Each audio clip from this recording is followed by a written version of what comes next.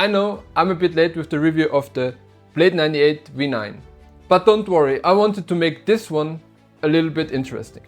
That's why I decided to compare the Blade 98 to the Yonex Percept 97. Even though those two rackets look very different on paper, they play very similar. Now let's break down the key differences of those two rackets. We have a smaller head size on the Percept 97 and a higher static weight. With the Blade 98 we have a higher swing weight and a slightly higher stiffness rating. At the end of the video I will declare my winner of this comparison video. Let's hit the court and see how they perform. So guys, let's start with spin as the first category. By the way, feel and control is probably the most important category between those two rackets. So this we will discuss later in the video. Now guys, in both rackets we have a 16x19 string pattern, and in the Percept a 97 head and in the Blade a 98 head size. So you can probably guess that those rackets should not be very spin friendly, right? Not really. While the launch angle on both rackets are not comparable to an Extreme MP or a Pure Aero, but both, I would say, are pretty much in the middle. Now, the Blade V9 has gotten a bit higher in swing weight to run 324 instead of 320. This is good for stability, but not really for spin. This makes the racket a little slow through the air, and you cannot create as much racket at speed and therefore not as much topspin. The Percept has two things that helps with spin generation. The unique head shape makes the string pattern more open. If you compare it to the 100 on the upper part, you can almost tell no difference between the head sizes. Second, you also have the low swing weight, which makes the racket so fast to swing that you can generate a lot of racket at speed as well. So I think it's pretty clear that this category wins the Percept 97. What is your opinion on those two rackets? Absolutely share them in the comments. Now, I want to continue with comfort because those two are arm-friendly rackets. They are very comfortable to play with, especially if you have arm issues, tennis elbow or wrist problems. You have to check them out as well. We have very low flags on both rackets and a thin beam. Both are not particularly heavy and pretty easy to swing, as I mentioned in the spin category. The swing weight is very manageable, but the 317 swing weight of the Percept is almost a game changer when it comes down to comfort. If you like the low swing weight or not, it doesn't matter, because this makes a racket very comfortable as long as it is not too low. So it is safe to say that a more comfortable racket is the Yonex Percept 97. But it's a very close call.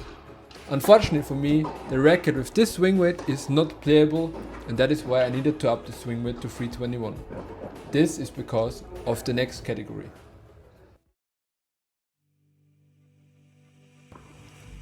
Now guys, this racket pedal will take a turn now, because stability is something where the gap is pretty drastic between the Percept and the Blade. I already teased that in the last category. Also, I will talk about feel and control next, so stay tuned for that. Now, talking about stability, we have a Percept 97, which is somewhat stable, but not really in my opinion. I played with this racket for 7 months now, and this is not a really stable racket, at least enough for my needs. Especially when we talk about returns, fast serves and being in defense. There is always this kind of vertical rotation going on when you deal with fast balls. Stability is also very important when I am mishitting the ball. There the Percept completely falls apart. Outside the sweet spot, the vertical rotation is a lot. That feels so awful during contact, and at least for me, I lose trust in every shot after a few of them. Now, could you say that this will help me to hit cleaner and I will get better over time? Probably, but not really. I hate that because we all will have mishits, and this will not go away, especially when I'm playing on clay. Also, this rotation made me blisters pretty much during the whole season, especially when I played back-to-back days. I probably would have to add some more lead tape at 3 at 9 to improve that and up the swing weight to a mid or high 320. But in stock form, this racket for me at least is not playable. Now let's talk about the blade. Already the Blade V8 was very stable on impact, also on those mishits. I think the V9 improved that a little bit. First and foremost, Wilson upped the swing weight by 4 points, which is very important to stability. And also, they used the direct connect technology, which should enhance stability. The V8 already had that as well. But in 2024, they also added stable field technology, which also should enhance stability even further. Does those two technology work? Probably, I think so. The racket is more stable than the V8 and way more stable than the Percept. Again, the V8 was already pretty stable for a 320 swing weight, but the new V9 took it up a notch. So this category, of course, wins the Blade V9. Now, in my opinion, the most important category, feel and control. Both rackets are made for feel and control. Low flex, thin beam and a small head size are aimed to be extremely controlled and feel oriented. Now, let's start with the Percept 97.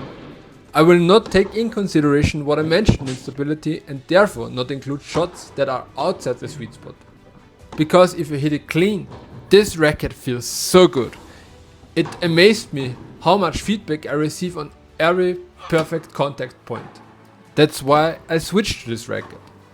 I'm pretty happy that this racket is the first of Yonex that has servo filter in it, because the predecessor was way too muted. No, but the control is very good as well. You really can feel the ball making contact in string pad and you can almost guide the ball to wherever you want. Again, for me the stability on the Percept kind of destroys the feel and control you get from it. But with lead tape, as I discussed, those issues should be erased. There's one thing I want to mention though. The head shape of the Percept make it a little inconsistent, as the racket sweet spot is moving up a little bit. It is not wild though, but still keep that in mind. So guys, the Blade 98 with a racket made for control. I still need to play with the 1820 because I feel like this would be even better. But the 16x19 already is very good in control. You have the same thin beam, a low flex, but a bigger 98 head size. The shape of the head makes it more similar, to be honest. But the feel on this racket is different, but it's still very good. It does not feel as soft as the Percept 97, but still soft enough. We have a slightly higher stiffness and you can tell a bit, but that is not a big problem. On the serve, I could immediately tell this control was outstanding and way more consistent than the Percept 97. On the grounds, I had the feeling that they are very similar, as I said in the intro.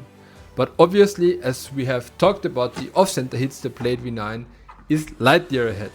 So in my opinion, it is very close, but this goes to the Blade V9. So guys, in the end, who won this comparison, who won this racket battle? In my opinion, this racket battle won the Wilson Blade 98. For me, this racket is the better package of stability, control, feel and spin. And if you're interested in the RF01 rackets, please check out this video next.